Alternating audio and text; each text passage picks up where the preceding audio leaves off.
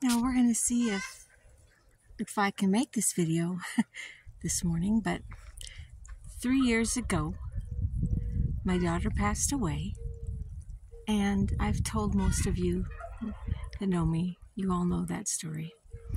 And I had to walk away from farming because I injured myself then with a serious splits fall accident.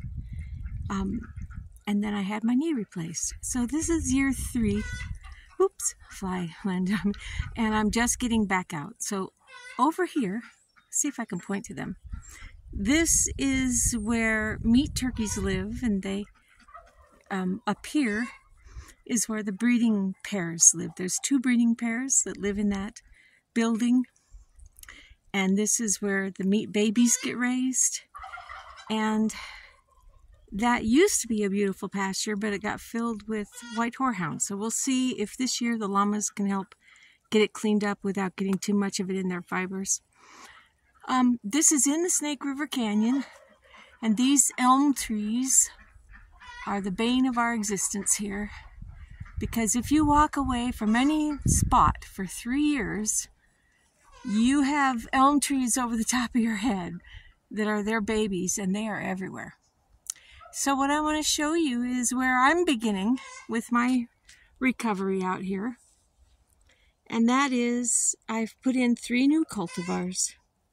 As you can see, this one here, it was an enterprise apple, and it died the first year I planted it, but not before it bloomed. And when it bloomed, it gave us beautiful apples in our Gravenstein and our Belle de Bosse coupe. Over here is a Ashmead's kernel, and over here, wherever my finger over here is a Liberty. And these are the elms I'm talking about. Just elms everywhere. Oh, there's Ned. Hi, Ned. Hi. So after 3 years of not being here, it kind of looks like how I expect.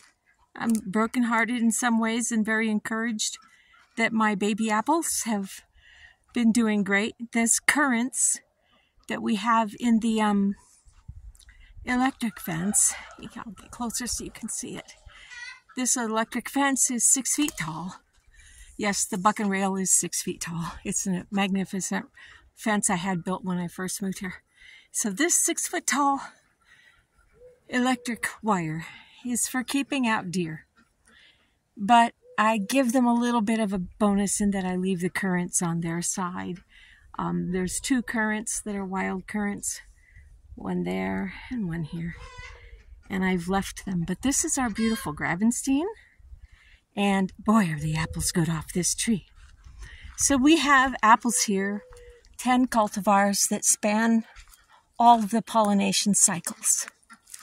And the Ashmead's kernel is a unique tree. And down in there, all of that mess you see back there, and the grapes.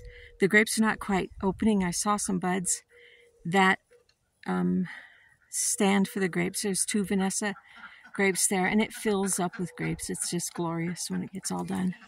And I normally put pole beans at either end, but it's still early. And as you can see, the ground needs to be worked. The things that have been left to lay while I was gone need to be dealt with. And this is maybe our prize apple tree right here. I don't know. It's hard to say between the Belle de Bosse coupe because those apples are amazing if you've never seen one. But this one is a cider apple, and it's a cider apple called Kingston Black. And they are registered trees. There's about 1,000 of them in the U.S., so I'm very fortunate to have procured one of them. And maybe now they're getting more popular because you can get cultivars a little more now, whereas in the past we couldn't get them. And I'm going to have to stop this video and start a new one because it'll be too long. But on top of this rock, you can't tell, but it's about a 12-foot high rock from the ground up. And we have come out here a couple times only to have eye shine of big cats looking right down on us. Once a cougar and once a bobcat. And we've seen the bobcats over on these rocks over here, and ducks have gone missing, so now ducks are always cooped up, unfortunately for them. That's one thing bad about living in the canyon. Our chickens can roam free because they go home at night, and they go home to their coop and we can close them in. So our chickens are free ranging. There's a lot of cleanup mess, even we're making a mess as we clean up, so please forgive. We've been pruning a little bit here and there, and there it is. Anyway, so the chickens go home to that hoop house right there that you can see right there at night. But we have about 20 hens and we have way too many roosters, but everybody's happy. So we'll be doing the garden soon. So over here, I wanted to just show you the apples today. This is a Williams Pride apple, which is a really amazing apple itself. It's one of the earliest ones, and it's so pretty. It's like you wait all summer, you can see them ripening, and this tree starts to ripen, and they look like a textbook picture apple, and you just can't wait. You just wait and wait and wait. I can't pick it. I gotta let it get all the way ripe. And that is the most amazing blessing, to have this tree in your orchard, because it'll give you a ripe apple before or about by the end of July for sure. And they're just amazing. Anyway, and this is a new prized cultivar called the Wolf River, which makes one of the biggest apples in the world. But the reason we got this baby is because Kingston Black over here, you can see neither of them have blossoms. That's because these two are in the same pollination zone. And the one apple that we had for the pollination zone, before we put this 6-foot hot wire up, the deer had come. It lived right here.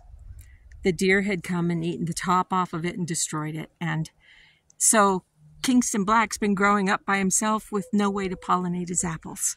So we finally got him a little friend, the Wolf River.